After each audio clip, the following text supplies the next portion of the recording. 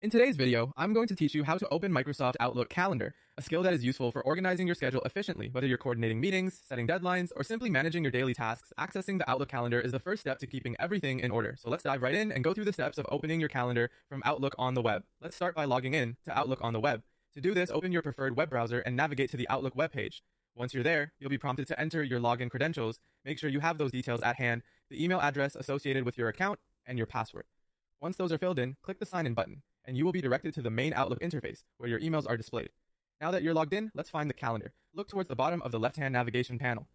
Here, you'll see several icons representing different features of Outlook, such as Mail, People, and Files. What we're interested in is the calendar icon, usually depicted as a small calendar or event grid. Click on this icon, and you'll be swiftly redirected to the calendar view, which shows the current month and any pre-scheduled events or meetings you might have.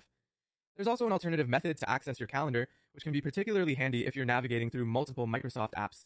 In the top left corner of your Outlook interface, you'll notice a grid-like icon, often referred to as the app launcher or waffle icon. Clicking this icon will reveal a drop-down menu showcasing various Microsoft applications available to you, including Mail, People, and Calendar.